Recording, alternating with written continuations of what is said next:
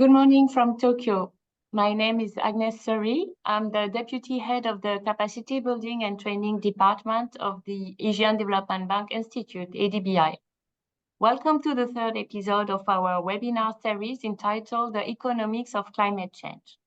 With 1 hour webinars, this series is meant to provide initial knowledge on key issues, and it is based on the idea that climate change and the required transition to respond to it adversely affect economies and public finances through diverse transmission channels. In addition, countries have a range of financial instruments and economic tools to respond to the climate emergency. Here, I'm thinking about fiscal policies, budgeting, debt management, financial regulatory frameworks, and so on. These instruments play an important role in promoting climate adaptation, reducing greenhouse gas emissions, and supporting more sustainable and resilient growth. With this knowledge product, we hope to improve general understanding of the economic and financial aspects of climate change. We hope to recommend economic and financial solutions useful for policymakers to build resilient and low-carbon economies. And we hope to strengthen developing countries' capacities to design climate strategies and align these with national budget processes and investment plans. This third episode focuses on supporting greenhouse gas emissions reduction with fiscal policies. Let me now invite the ADB Institute CEO and Dean, Tetsushi Sonobe, to welcome you and introduce the theme of this episode. Dean Sonobe, the floor is yours.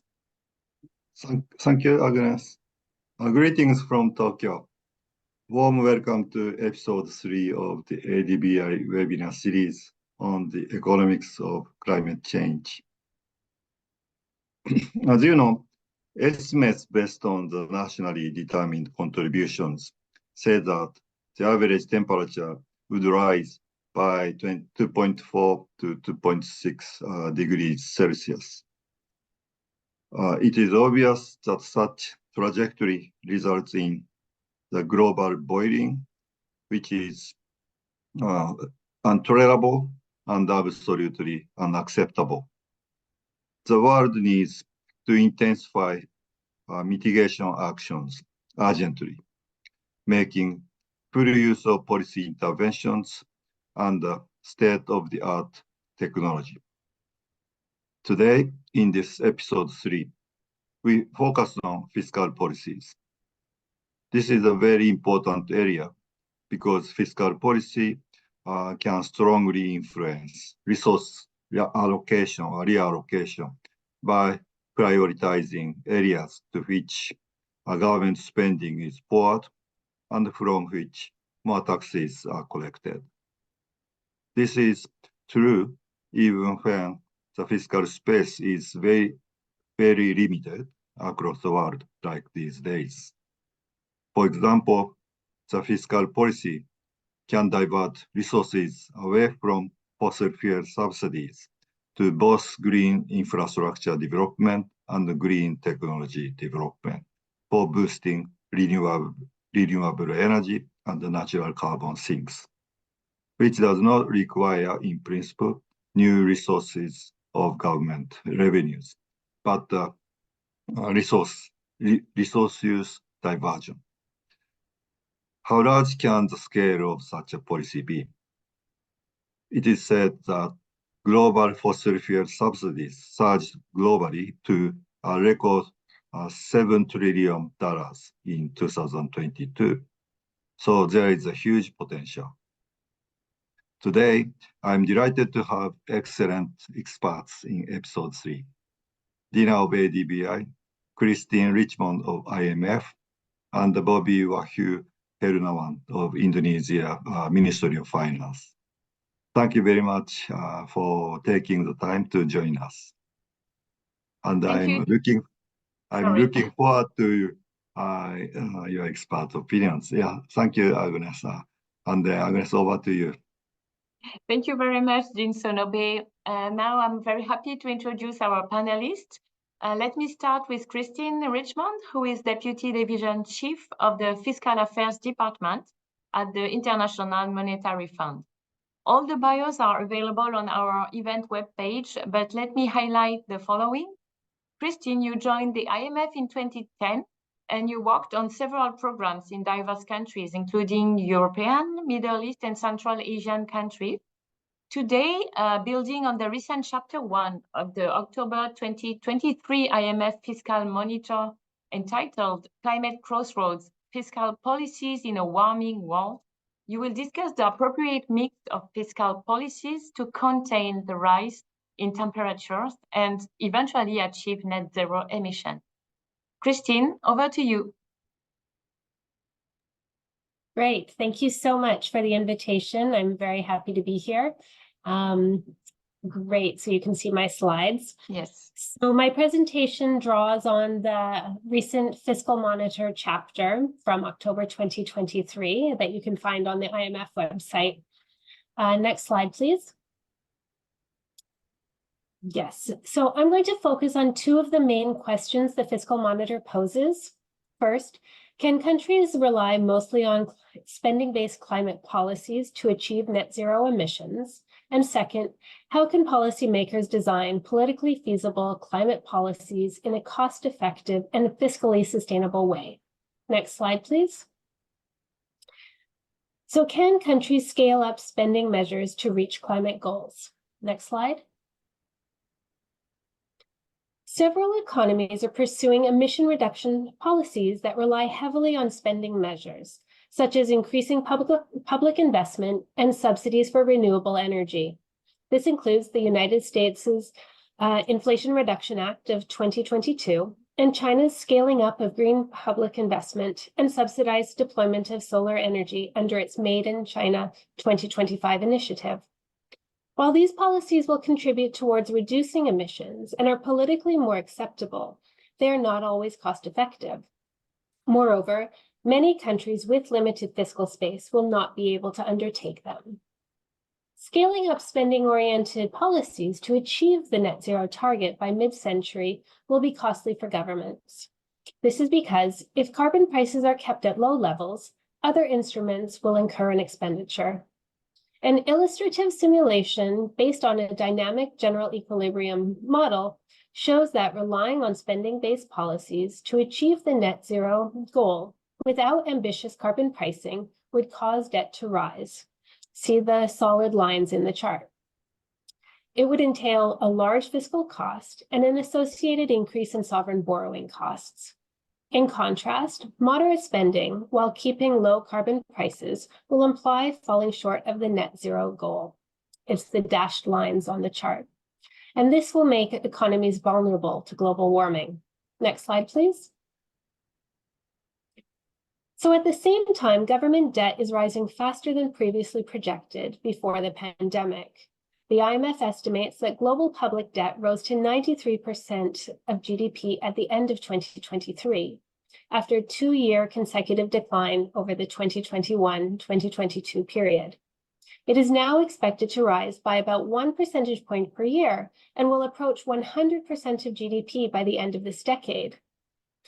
And besides climate mitigation, many developing countries also face large investment needs to adapt to climate change and to achieve their sustainable development goals.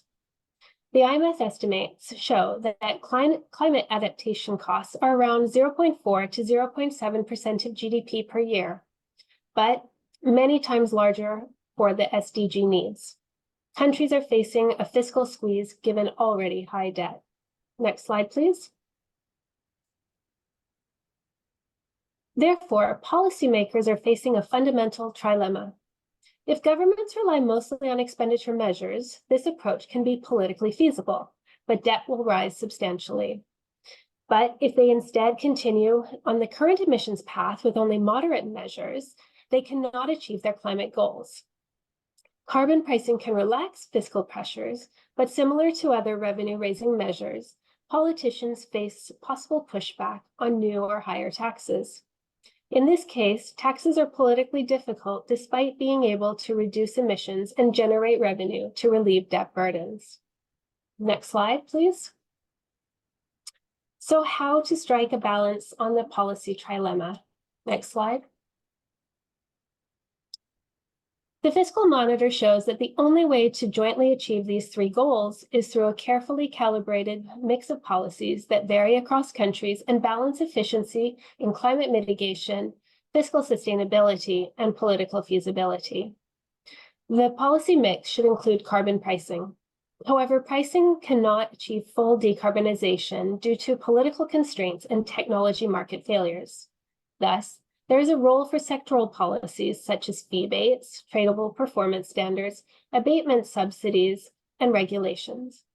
We also need complementary measures to address distributional concerns and network externalities. Next slide, please. The use of carbon pricing through taxes or equivalent measures to achieve emissions reductions has become more common across countries in different stages of development. This chart shows that explicit carbon pricing schemes, including carbon tax and emissions trading systems, are in place in 49 countries across both advanced and emerging market economies. An additional 25 countries are planning or considering to introduce carbon pricing. However, there is a wide range of prices. On average, global prices are low at just over $20 per ton, well below the $85 per ton, which the IMF considers to be needed. And there are varying degrees of coverage. Next slide, please. To illustrate the fiscal impact of the policy package, we model policies to include 1, a central role for carbon pricing, which is an effective tool and generates revenue. 2, green public investment to complement private capital. 3, green subsidies to incentivize private climate actions. And 4, targeted transfers to protect vulnerable households during the green transition. Illustrative scenarios show that public debt in advanced economies would rise by 10 to 15% of GDP by 2050 on average. Debt would rise by similar amounts in emerging market economies, but the composition of the debt impact is different because of their higher investment needs and borrowing costs. But they also have higher potential revenue from carbon pricing. Next slide, please. Here we show the same scenarios, but expressing the fiscal impact in terms of primary balances, so the budgetary flows. An increase of 10 to 15% of government debt by 2050 is equivalent to an increase in the primary deficits by 0.4% of GDP per year. Note that the carbon revenue will peak in the mid-2030s as economies decarbonize, even though carbon prices will continue to rise. At the same time, investment needs and green subsidies are more front-loaded to jumpstart the green transition. Next slide, please. The debt estimates are subject to large uncertainty, we recognize, and they would depend on the specific mix of policies a country uses, as well as the available fiscal space and dependence on fossil fuels. However, an increase in debt will be particularly challenging for emerging markets and developing economies already experiencing high debt and rising interest costs, as well as facing sizable adaptation and development spending needs. Next slide, please. Lastly, delaying carbon pricing will be costly. Our simulations show that an initial 3-year delay of carbon pricing would raise debt further. This is because the delay in carbon pricing would require policymakers to use other, less efficient spending measures to reach the same emissions targets over the longer term. We estimate that for each year of delay in carbon pricing action, debt levels would increase by 0.8 to 2 percentage points of GDP per year, depending on how fast carbon prices catch up. Next slide, please. So let me quickly summarize some key takeaways from this chapter. First, policymakers face a difficult trilemma. Current climate action is insufficient to achieve a viable path to net zero emissions. Scaling up primarily through spending would put debt sustainability at risk, while raising revenue often crosses political red lines. Second, countries have better, more viable options, but the devil is in the design. They need to balance efficiency, political acceptability, and debt sustainability, with carbon pricing playing a key role. And lastly, the rise in debt during the green transition will be smaller if the policy package contains robust carbon pricing, Delaying action will be costly. Thank you very much. Thank you. Thank you very much, Christine. Indeed, the dynamic between fiscal policies is very important to guide decisions taken now for the future. And in your chart, it is interesting to see the adverse impact of choices of today on future public debt and then on sovereign credit risk and cost of borrowing. I believe having this dynamic broad picture in mind is key to address the mitigation agenda properly. And having in mind this trilemma policymakers are facing to support climate change mitigation is also critical to achieve the best outcome for economies and societies. Now, moving to our second panelist, I'm delighted to welcome Dina Asgaliyeva, who is Senior Research Fellow at the ADB Institute. Dina, you are an economist specialized in energy issues, and your research focuses on energy policy, particularly renewable energy, energy efficiency, and energy storage. You also strongly contributed to the production of the ADBI book, Climate Change Mitigation, Policies and Lessons for Asia, published in 2022. Before joining ADBI in 2019, you worked at the Energy Studies Institute of the National University of Singapore, and you also worked as a leading and chief specialist for the tax committee at the Ministry of Finance of Kazakhstan. Dina, while we have covered the dynamic of fiscal policies to support the mitigation agenda and discussed this trilemma policymakers are facing to support climate change mitigation, let's now go a bit deeper on a key topic already mentioned by Christine, which is carbon pricing.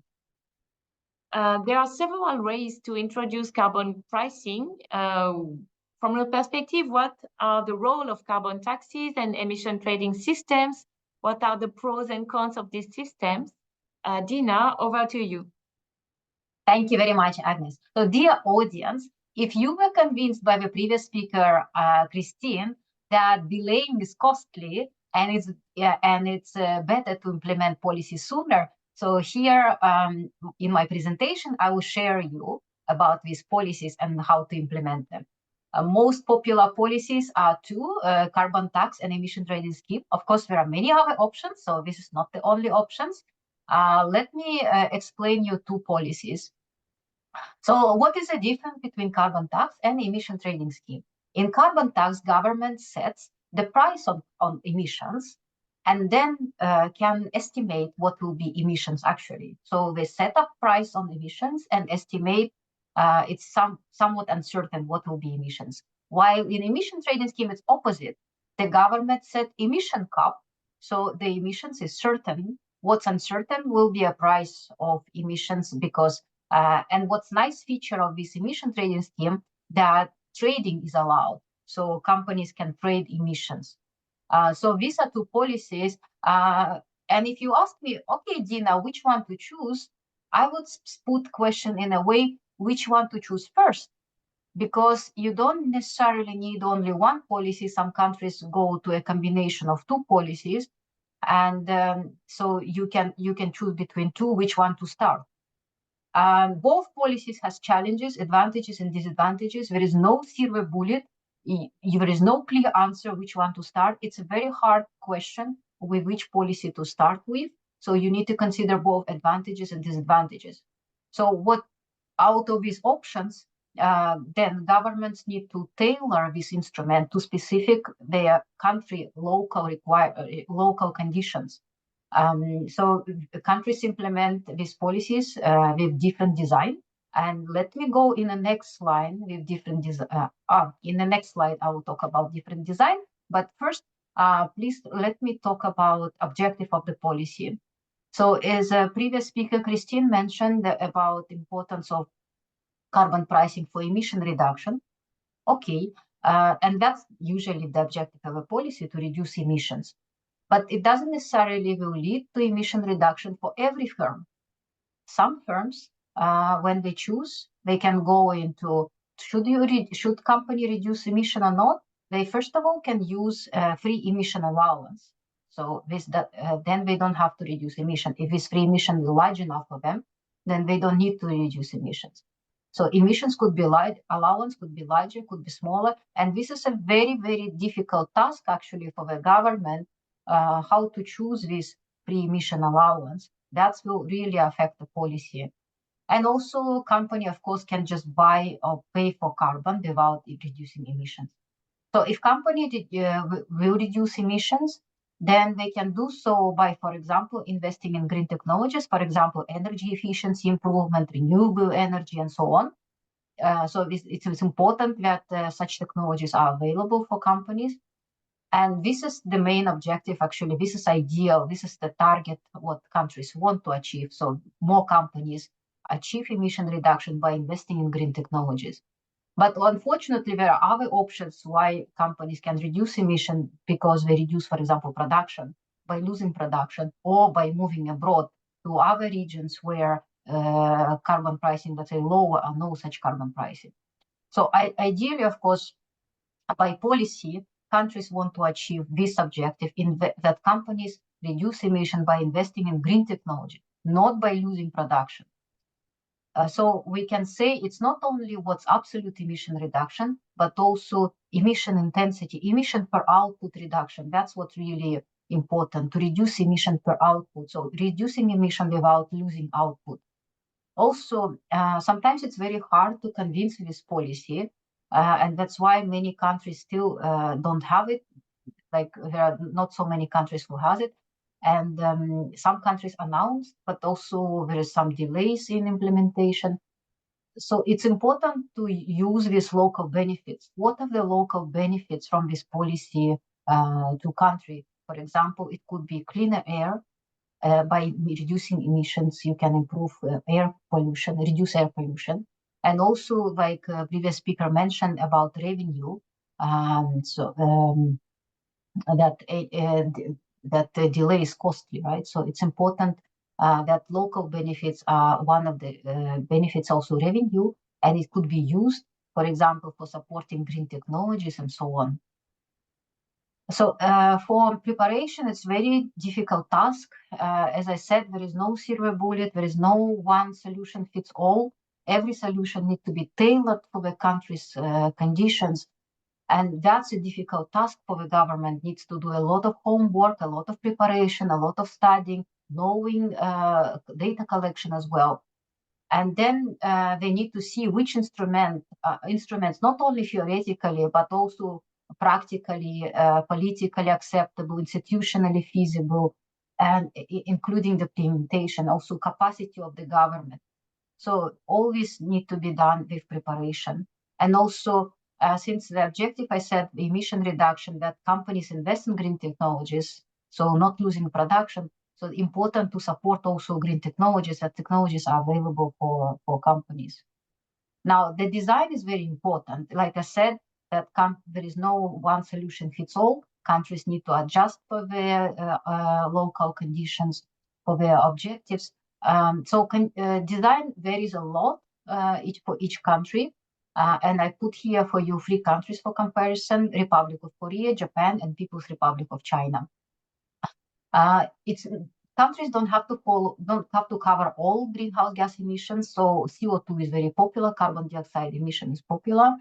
Now sectors can go with less sectors, let's say only power sector, like in China, or can go with all sectors covered, like in Japan. Of course, there is exclusion list, and usually exclusion list has small emitters. Why it's better to have excluded small emitters? Because the cost will be greater than benefit. If the cost of having this policy on small emitters is greater than the emission reduction, then it's better to exclude them, because small emitters, let's say like small farmers, they will need to measure emissions and so on, and then the government will need to check. So sometimes it's better to exclude them. And of course, as I said, free allowance could be larger, could be smaller, and that will define, of course, the policy. And the coverage could be the whole country, or could be some just cities or provinces. So it doesn't have to be the whole country covered by the policy. So, for example, in Japan, we have in Tokyo and Saitama, and also in the People's Republic of China, you can see some cities covered as well. So on this graph, you can see the price actually quite low in all three countries, all of them below $14 per ton of CO2 emission equivalent. The coverage also defined how many emissions were covered for a country. So if you look at Japan, the left-hand side axis shows the proportion of national greenhouse gas emissions, and you can see that both Japan and Republic of Korea, they have over 70 of countries' emissions covered by the policy. However, for China, it's only one-third of countries, around one-third of countries covered. However, at global scale, if you look at the right-hand side, Japan and China, or Japan and Korea, it's around 1% of global emissions covered, while in China, it is 9% of global emissions covered. So there's, you can look at two measures, national coverage and also global coverage. And, okay, so what I would like to recommend, the gradual approach for countries with implementation. So it doesn't have to be, it's not a fixed policy, it doesn't have to be a fixed policy, but rather gradual. And countries can go, for example, this is example of Kazakhstan. They go with like phase 1, phase 2, and it was temporarily suspension, and then phase 3, phase 4, phase 5. And also each phase, of course, they did some changes. For example, in phase 3, they added more industries covered, and they were changing emission caps as well. For example, in China, as I mentioned, they started with pilots in some cities, provinces, and only several years later, they implemented the national ETS. In China, it was in 2021. In Singapore, with carbon tax, they started gradually. Initially, it was just $5 per ton of CO2 emission equivalent. And then they announced plans that gradually carbon tax will increase and reach around $50–$80 by 2030. Thank you very much. Thank you very much, Dina. You showed that there is no one-size-fits-all approach. And you are right, a gradual and tailored approach allowing for continuous refinement of the policy design it seems to be the right one. Thank you also for having shared with us the detailed options available to policymakers and some key ingredients to make it a success. So now we have covered the complex equation policymakers have to take into consideration and some specific solutions. Let's look at an insightful country case study. Our third panelist was supposed to be Bobby Wahyu Hernawan, the director of the Center for Climate Finance and Multilateral Policy at the Fiscal Policy Agency of the Ministry of Finance, Indonesia. But he was unfortunately suddenly called in a meeting with the minister. I guess this is a good illustration of how GHG emission reduction is central in this country. So Mr. Irwan Darmawan, Senior Policy Analyst, is with us instead. So Irwan, thank you very much for joining us today. Welcome to this webinar. Indonesia is highly dependent on fossil fuels and is a country highly committed to mitigate GHG emissions through a comprehensive strategy. In 2022, Indonesia submitted its updated nationally determined contribution. It includes an unconditional emissions reduction target of 29% by 2030 and a conditional target of 41% as compared to business as usual scenarios. Indonesia is also committed to progress further toward net zero emission by 2060 or sooner. Irwan, could you share with us how are fiscal policies used in your country to reduce GHG emissions? Irwan, over to you. Thank you, Agnes. Can you hear my voice? Very good. Okay, thank you. I'm here to represent my director, Mr. Bobby, because he has some meeting with the minister right now. Thank you. Good morning. Ohayo gozaimasu. Ohayo gozaimasu. Ohayo gozaimasu. Thank you. Let me share my presentation that I've been prepared for my director. So the slide can be shown on the screen? Yes, we can see your screen. You need to click on Yes. the view. Yes, excellent. Okay. So now it's good, but we see slide 11. Yes, excellent. Okay, thank you. I will explain briefly on on how Indonesia government has implement the policies to combat or to address the climate change that has been big issues for Indonesia. So in here, this is only the background on how Indonesia should focus on the climate to address the climate, because it will damage the Indonesian not only for the physically but also the economically for Indonesia in the future. And this this the on how the changes for Indonesia economic and the welfare. And this is this slide. I would like to present that, yeah, even though Indonesia the growth is increasingly, but we can manage the emission, because we are very aware on the risk for this emission and for the welfare. In the G20, Indonesia emission per capita rose from 2.3 in 2021 to 2.6 in 2022, but still below world average and as third lowest among G20 countries. Indonesia GDP per capita pumped up by 10% in 2022, but still ranked 19 among G20 countries. Based on annual CO2 emission in 2022, Indonesia put place in rank 11 with 648 ton CO2 equivalent. These emissions only cover from fossil fuels and industry, exclude forest and land use. Government of Indonesia eyeing a robust decarbonization policy to achieve its NDC and net zero emission agenda. And this is on how present Indonesia's can manage well instead of we are getting worse on the climate issues. This is the policies the government of Indonesia conduct many regulation and also strategies to address the climate change by 2030 to achieve our NDCs by submitting enhanced NDC in the 2022.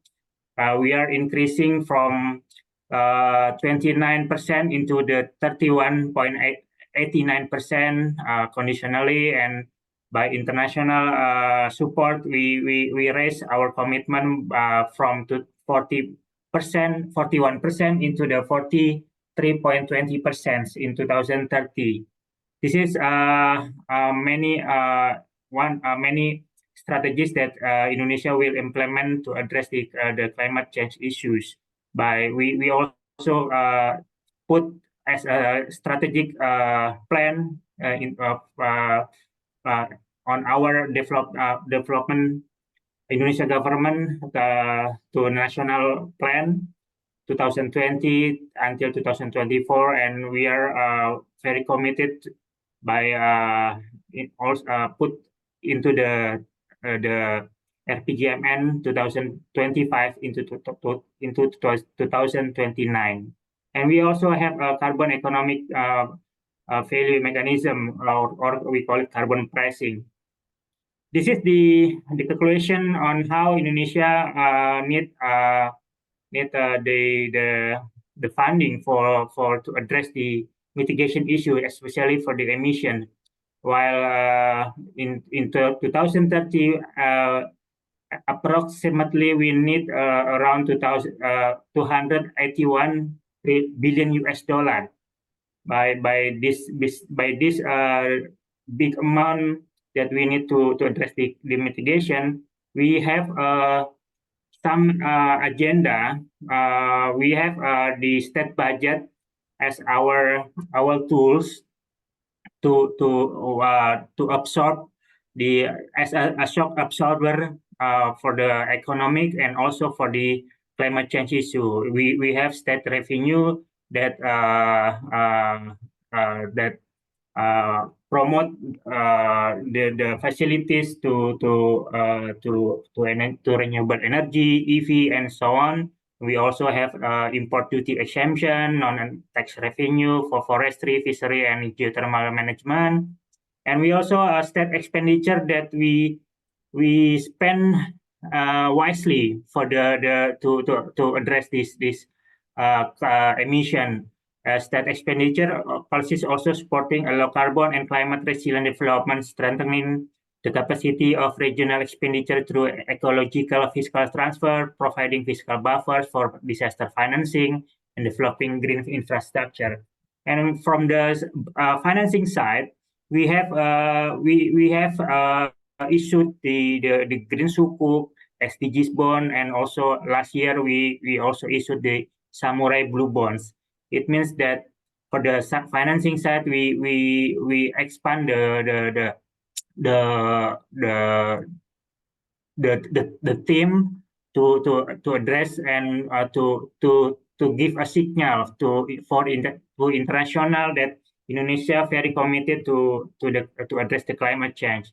We also some instruments to mobilize funding with the non-public budget. We have Indonesia Environment Fund. We are also one the member of Green Climate Fund, and we have a blended finance like SDG Indonesia One, with which the PT SMI as a fund manager. We also have an energy transition mechanism that has been launched on our G20 presidency in 2022. And this is the budget that we have been identified from the state budget that we analysis that the public budget cannot support the fund, the needs of fund that we should address the mitigation or the emission issues. So by this analysis, we have some policies I've been mentioned previously. We have tax holiday, tax allowance, VAT facilities, import tax facilities, and so on. And this is the financing side. We have issued the Green Sukuk and Blue Bond. Green Sukuk issued the first time on 2018. And then until now, the Green Sukuk has been issued for 6.54 billion US dollar, and then the SDGs bond, and then we issued the first issuance of Blue Bond with this 2023. We have 14.7 billion Japanese yen for the tenor 7 years, and 6 billion Japanese yen for the tenor 10 years. This is the mechanism that we are trying to mobilize the fund.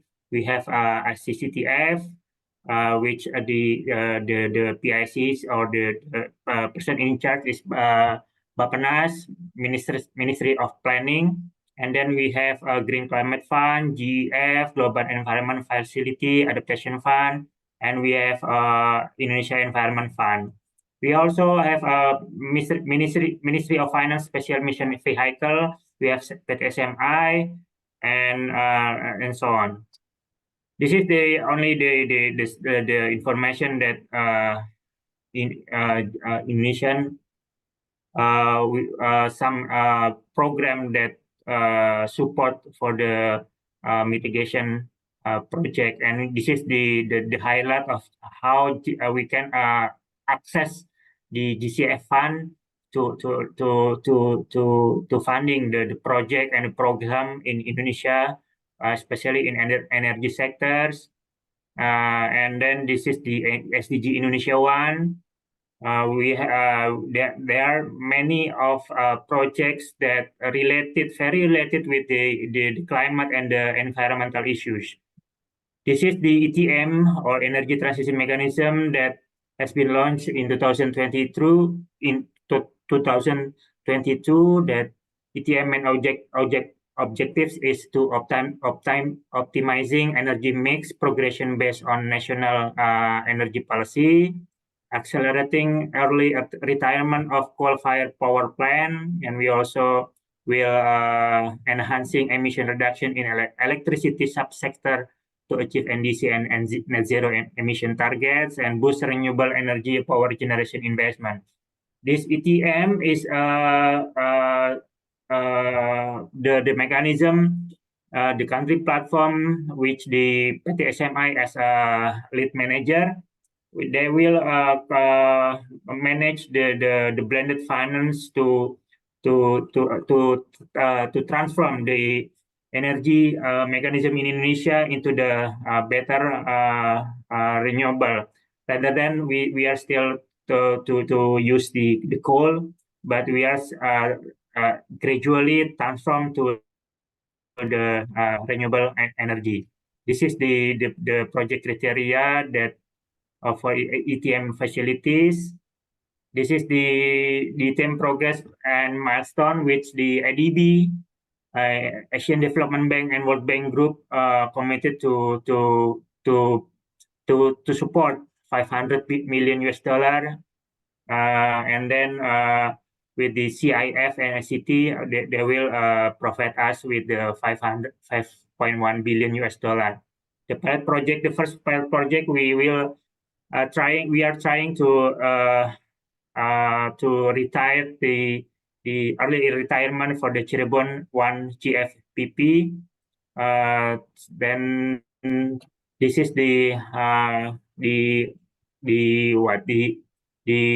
carbon pricing regulation that we have been implement.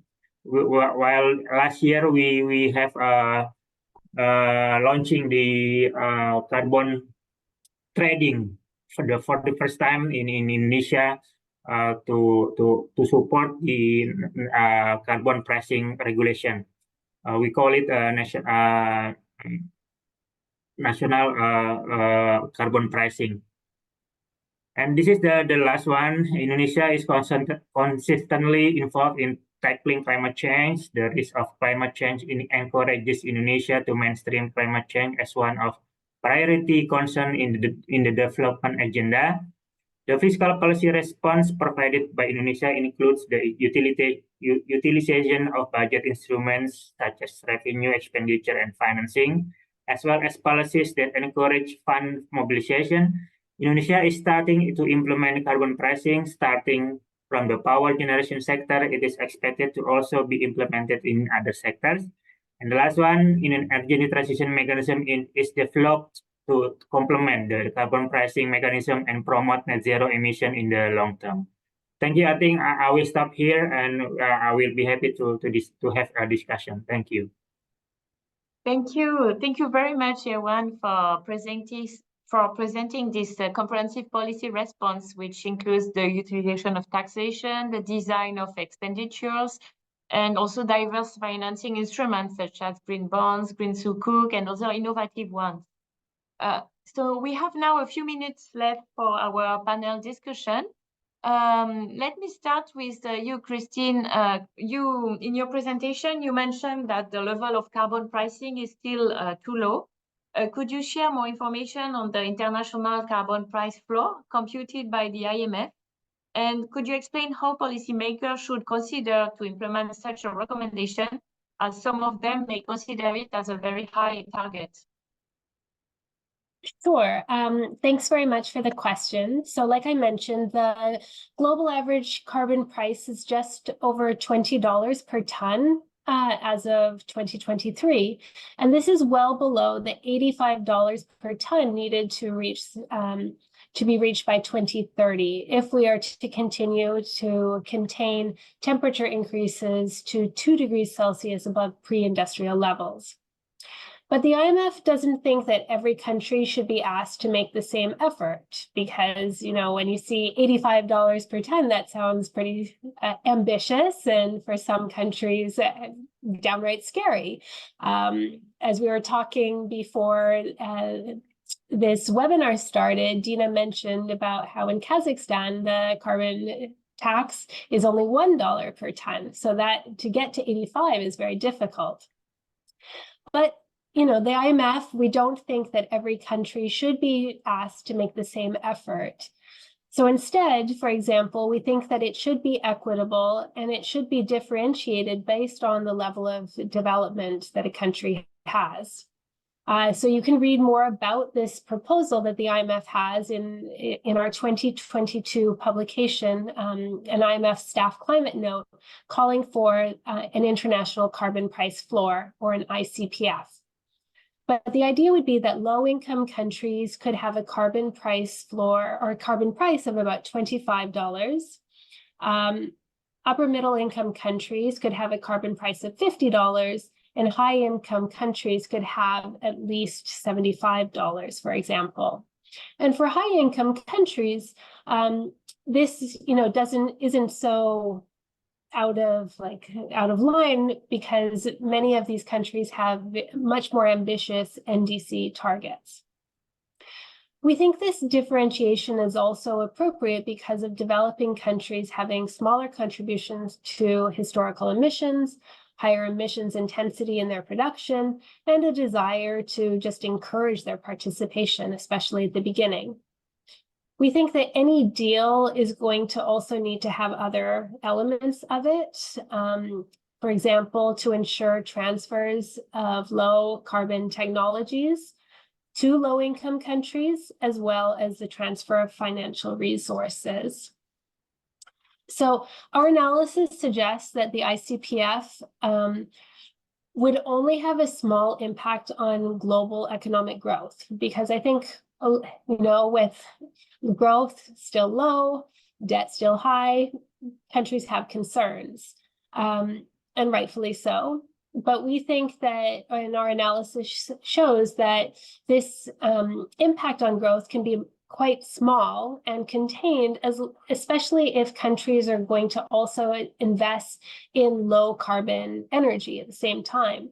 So like was mentioned in the introduction, a reallocation of some of those resources away from other spending towards something that's going to have a higher payoff in terms of growth can be very beneficial.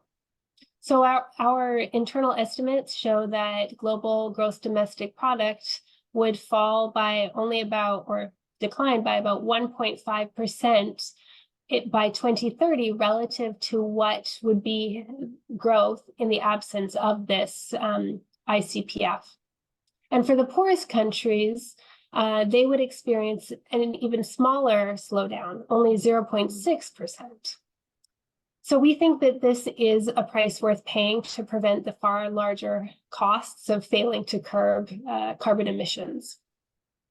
We think there's another advantage of this proposal, in that there wouldn't be a need for high-income countries to impose border carbon adjustments.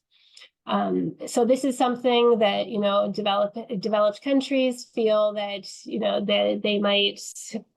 production might move, and then they lose out, and there's not an equal playing field.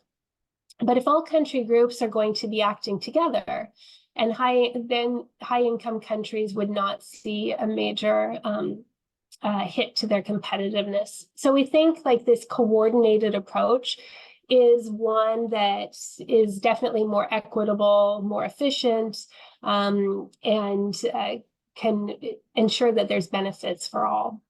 I can stop there. Thank you very much, Christine. This is very clear. Now let me move to Dina. Dina, you have worked in a Ministry of Finance, which together with other ministries have usually a central role in implementing carbon pricing. What would be your first advice to a policymaker willing to implement this policy? Thank you very much. So it's very nice that what we are talking today, all three speakers, and especially after what Christine said about carbon price, it's really easy now for me to talk. So sometimes countries hear this criticism about like not doing enough, but I think it's important to start. So I really like your question. You said where to start with. So important to start, and the start doesn't have to be like overwhelming.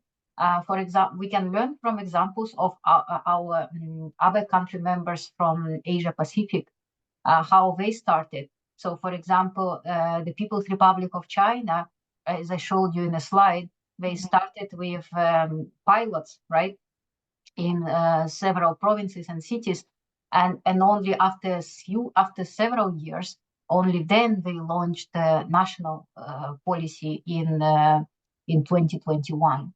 As you can see from the case of Kazakhstan, when they started policy, at some point they had to stop. It was not planned.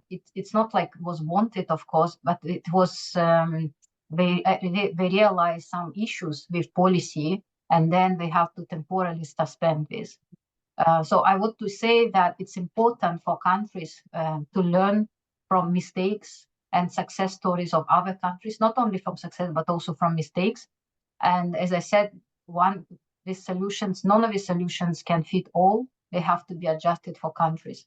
So let me give you some recommendations. So first of all, I hope Christine and me, we can convince you that countries can use carbon pricing policies like carbon tax, emission trading scheme, and other policies for emission reduction, and especially for greenhouse gas emission intensity reduction. This is important, that intensity reduced, so it means emission reduced without losing output. I recommend a gradual approach, so with like pilots, with smaller coverage, for example, and then gradually learning by doing, so countries can have time for adjusting and going from phase to phase. So pilots, for example, in some cities is a good solution. It's important for government to communicate about carbon pricing plans. So example of this, Singapore, when they announced well ahead in advance about they are gradually increasing carbon tax policy. So the tax was increasing from $5 to up to $80 per ton of CO2 equivalent. So they did it in order that businesses have time to adjust and to plan accordingly. So it's not a shock for them. And also, I recommend governments to announce what is their plan with carbon pricing revenue, because as I said, it's very hard to start implementing this policy. So it's very important to communicate with businesses, with people, what is the plan and how revenue will be used, so people can see the benefit of this revenue. For example, to support like decarbonization effort, or to support just energy transition and so on. I think that's it from me. Thank you very much. Thank you very much, Dina. And now for Irwan, I have also a practical question for you. So you have shared some concrete examples of how fiscal policies are used in your country to support the mitigation agenda. Could you share with us a specific challenge you faced when you were contributing to the design of the Indonesian strategy, and how you overcame it? Okay, thank you, Agnes. Before the Paris Agreement, even though Indonesia has promote the awareness of for the environmental issues and for the climate, but we are not focusing yet for the mitigation or the emission issues. That's why many regulations should be integrated and consolidated, because many regulation in ministries and in line ministries are not in a good way, in not the same way in according to the climate change issue. So I think the regulation or regulatory framework should be addressed first, and then we have challenge on how to funding this mitigation issues. But as you know, when we are transformed from the coal energy, we need a lot of resource to transform into the renewable energy, and the technology is very expensive, and that's why I think this is the one of the challenges that we should face and address to achieve these mitigation issues.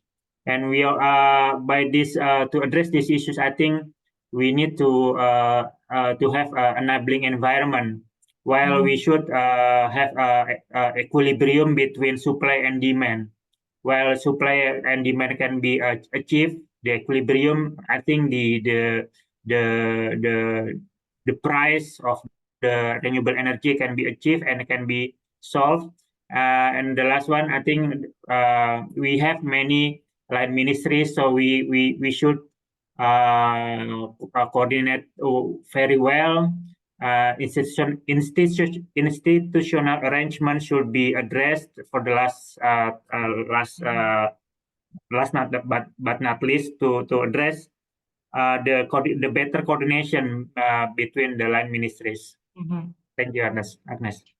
Thank you very much, Yawan. Indeed, we mentioned before that consensus which includes the population is key, but a consensus also within all the ministries is also very important, and having this big picture and this overall strategy is critical. I agree with you. So thank you, and it's now time to close this episode. I want to sincerely thank our panelists for sharing their knowledge and their experiences to better understand how fiscal policies and associated tools are critical to support GHG emission reduction. Before closing this session, let me share with you some of my key takeaways. Yes. Yes. Before closing, I have one question to Ms. Yes, Deputy Dean Beck from the ADB Institute. Yes, you have a question? Yes, sorry. Ms. Christine, thank you very much for your insightful presentation today. And also thank you very much for your answer to my question in the chat box.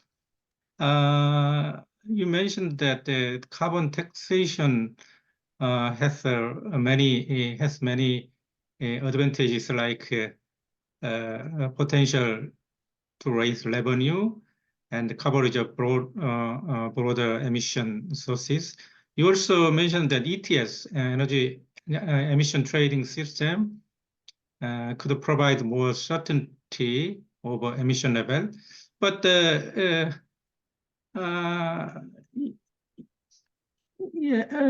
ETS provides more certainty over emission level. It doesn't easily come to my understanding. So can you explain more about the point? How ETS provide more certainty over emission level? Maybe, Christine, you may want to complement, or Dina as well, but I guess this is because when the ETS is designed, the first step is to determine the maximum amount of emissions. So from this perspective, the volume of emission is actually guaranteed, because this is the first step, and then the market is put in place.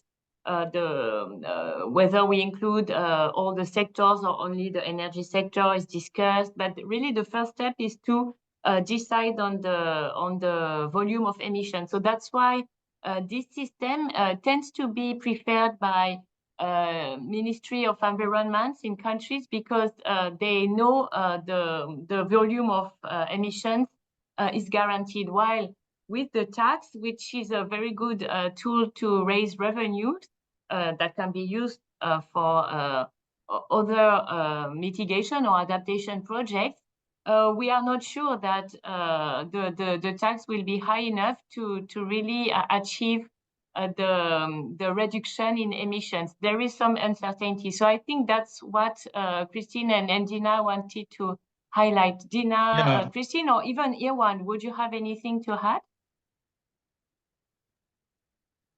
Okay, thank you so much, Itibek, for your wonderful question. Yeah, both policies had advantages and disadvantages. Theoretically, what was Agnes explaining, this is theoretically. So governments set the emission cap for ETS, so they know exactly how much we're aiming. And that's what exactly Agnes said, yeah. But practically, it's also important when we talk about effectiveness of policies. For example, carbon tax could be higher in some countries, could be lower, and emission trading scheme could have higher coverage or lower coverage. Let's say all sectors covered, small sectors covered. So it's very hard practically to compare now, let's say Singaporean carbon tax versus Kazakhstan ETS. Very hard to compare because design is completely different. In Singapore, carbon tax is $5 now. In Kazakhstan is $1. So we cannot say carbon tax is more effective because design is completely different. So practically, it's very hard to compare each country to each country because design is completely different. No one follows the same design. Yeah, but theoretically, that's what Agnes said exactly. Any other? Yeah. So I'll just add like one additional point. I think it also really depends on the structure of the economy. And, going into the point that Dina was making, that it's difficult to compare across countries. And the role of like state-owned enterprises versus like the private sector also plays a big role in thinking what's going to be the most appropriate design of a carbon pricing scheme for that economy. So I think, just to reiterate what Dina said, it really depends on the country's specific circumstances and thinking exactly what is the objective and who wants to be in charge of it. How do you want to administer it? What is the ultimate objective besides just reducing emissions? Thanks. Then I think it is also possible for government to increase or reduce the maximum amount of emission based on their economic situation, right? Yes. Yeah. So for example, the recent plan in Kazakhstan, they said now it's phase 5, I think, from 2022 to 2025. And they set emission cap, and they said that it's gradually decreasing every year. So they set it every phase. They said like that this will be our emission cap, and of course the aim is to make it gradually declining. But there is a but. Sometimes in design changing, for example, they add more sectors. So by adding more sectors, even if you see on my graph I showed you for Kazakhstan, it looks like doesn't change much for you, right? For your eyes, everyone says, "Oh, no, they don't." No, actually, there is big change. Why? Because at some point they added more companies, but emission cap did not increase that much. So even if emission cap the same, but other design measures changed, so it might mean that emission cap actually declining. So it's clear. Yes. Actually, yeah. Thank you. Yes. I think if the government can increase the maximum amount of carbon emission according to their economic condition, then I don't think the carbon pricing and the ETS would not be would be. I don't think it would be a good policy measure for reducing carbon emission.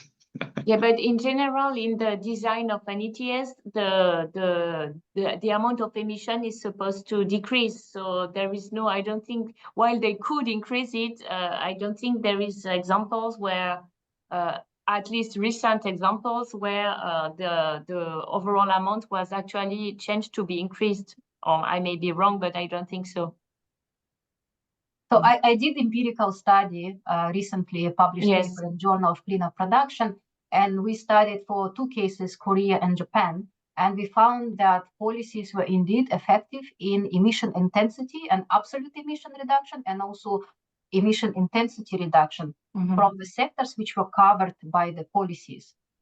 So the result shows that the sectors which are covered by policy, even Japan, the carbon pricing is not that high, but even though it was effective, and the greater carbon pricing, the greater effectiveness. But of course, we cannot say if we put very high, it will be as effective, because, as I said, there is a risk that companies go abroad to other countries which are not having policy. This is called carbon leaking. And that's what complements to what Christine said, that countries want all countries to join, so their competitiveness is not affected, and there is no carbon leaking to other countries. So that's the risk, of course, that companies can move abroad and lose production. But so far, at the current level of carbon pricing in Korea and Japan, we checked data sample size until 2021. We showed that empirically it was effective. Thank you very much. Yes, Christine and Dina. Thank you. Thank you for this discussion. Thank you, Dina, for adding this point. So just before closing this session, I just wanted to take a few minutes to share my key takeaways. We know that fiscal policies include government spending and taxation. And today we discussed that there are many fiscal instruments that can be used to mitigate GHG emissions. On the spending side, we have the strategic increase of public investment, and also we have subsidies, which can be seen as a negative carbon tax. And those subsidies are very important to support renewable energy, for instance. On the side of revenue raising, we also saw that the right design of taxation is very important. Today, we also covered that policymakers face a difficult trilemma, and one important conclusion is that the rise in debt during the green transition will be smaller if policy packages contain robust carbon pricing. So this is a very important conclusion. Therefore, let's keep in mind that the ideal policy mix includes carbon pricing, which is central. And to make it a success, we also saw that a gradual approach, communication, explanation of the use of generated revenue are critical to build national consensus. I want also to highlight that supporting policies include also sectoral policies and regulations. And finally, last but not least, let me highlight that successful mitigation of GHG emissions and steps toward low carbon development also require complementary measures to address distributional concerns and also network externalities. And here again, fiscal policies have a big role to play. So thank you again for joining episode 3 of the webinar series on the economics of climate change. The recording will be uploaded on the event webpage shortly. Please also take a few moments to complete our post-event survey, and have a wonderful day, and we look forward to welcoming you to the following episodes and future ADBI events. See you soon. Thank you again for joining us.